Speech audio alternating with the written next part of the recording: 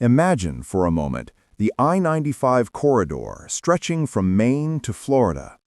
Now imagine that artery, the very lifeblood of the American East Coast, was not built in the 20th century by engineers with steel and concrete, but 2,000 years ago by soldiers wielding picks, shovels, and the iron wheel of an empire. Stop and consider the straightness of many American highways, that relentless, almost arrogant line that ignores mountains, rivers, and the natural contours of the land. When you drive down a stretch of road that cuts a path of pure, unyielding purpose, you are feeling the echo of an engineering philosophy perfected not by Detroit or the New Deal, but by the legions of ancient Rome. Their roads, the viae, were not just pathways. They were a declaration of dominium, a network of stone and gravel laid with such precision that they still determine where modern Europe's trains run, where its cities thrive, and where, unbelievably, the plagues of the past traveled. This is the hidden history beneath your tires, a story that begins not with the founding fathers, but with the centurions, slaves, and surveyors who built the 50,000 miles of hard-surfaced highways, a system roughly equivalent to the entire U.S. interstate highway system that once connected an empire stretching from Britain to the deserts of Syria. The story starts, as all roads must, in Rome itself, specifically in 312 BC. The Republic was an aggressive, expansionist power, yet its armies were bogged down by seasonal mud and winding local tracks. Enter Appius Claudius Caecus, a censor and visionary who initiated the construction of the Via Appia, the Appian Way. It was not just a road, it was the first time in history a state committed such vast resources to an infrastructure project for purely strategic and permanent reasons. To the modern eye, the Appian Way might look like a messy collection of large, irregular basalt stones, but its genius lies. The motto was simple: Viam munire, to build a road. The military machine and the milestones. The primary purpose of the Roman road network was not trade, but military logistics. Rome's empire was a logistical challenge of a scale never before seen. How do you move a legion, 6,000 heavily armed men, their baggage, their supply carts, and their construction tools, from, say, Gaul to Britain in weeks, not months? You build an expressway designed for them. This focus on the military had extraordinary consequences. Every Roman soldier was, by necessity, also an engineer and a laborer. Nicknamed Marius's mules for the heavy packs they carried, their toolkit included not just weapons, but spades, axes, and baskets. The roads were often built by the very legions who would use them, ensuring an intimate connection between the fighting force and the infrastructure that sustained it.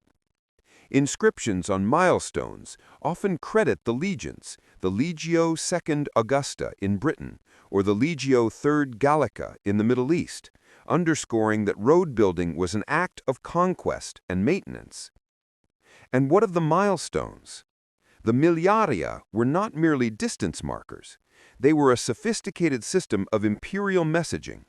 Erected every Roman mile, about 1,000 paces, or 1,479 meters, they bore the name of the emperor responsible for the road's current state, his titles, and the distance to the nearest main town or rest station, Mansio.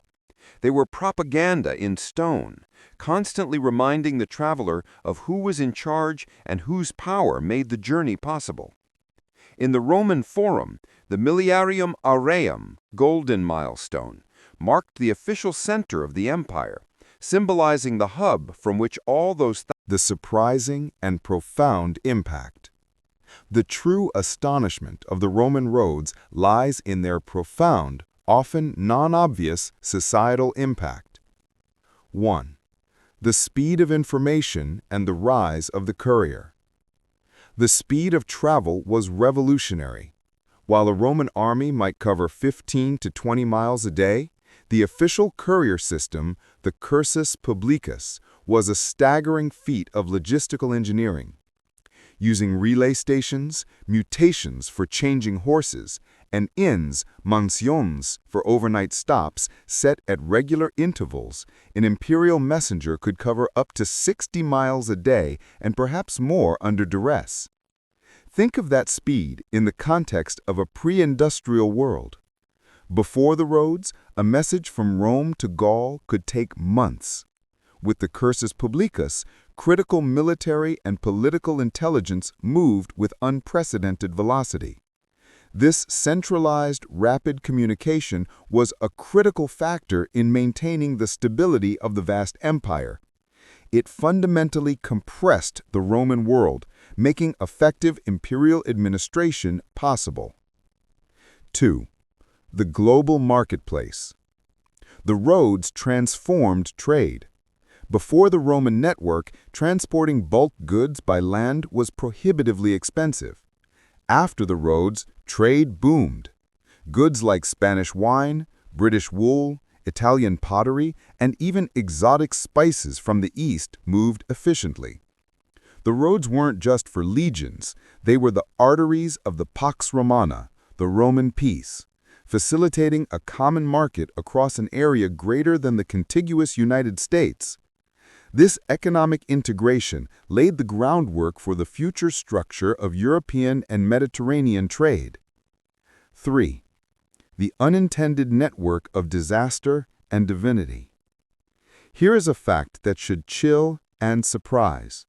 The Roman road network, which facilitated the spread of the empire's power and commerce, also dictated the speed and spread of its greatest crises, pandemics. A recent digital atlas of the Roman road network, which nearly doubles the known extent of roads, charting nearly 186,000 miles, has allowed researchers to map the spread of diseases like the Antonine Plague 165 to 180 AD and the Plague of Cyprian c. 250 AD. These roads, built for rapid movement, became perfect vectors for contagions.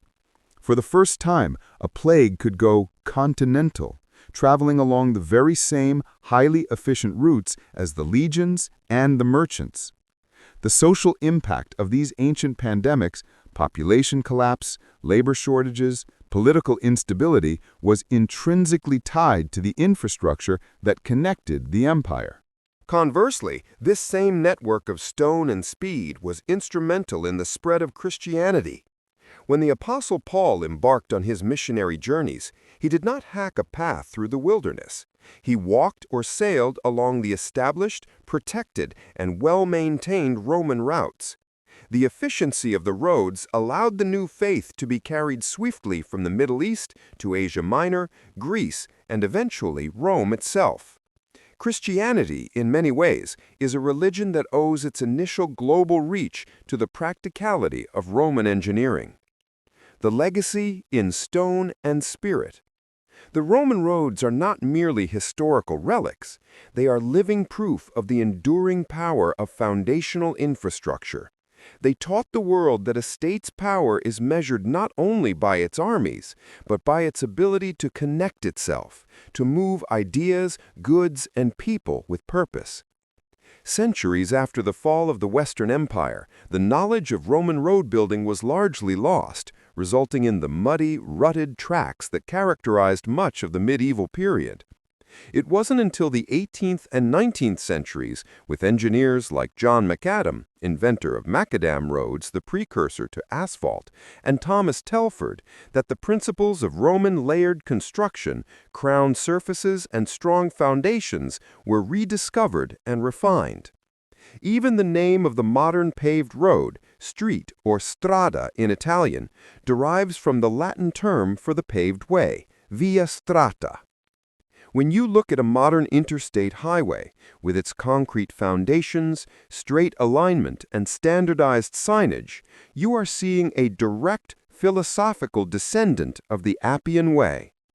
The modern American understanding of the importance of nationwide connectivity, the use of highways to unify a vast, geographically diverse nation, and the concept of a state-funded public works project designed for the benefit of commerce and defense All these are deeply rooted in the extraordinary, audacious, and lasting vision of the Roman road builders.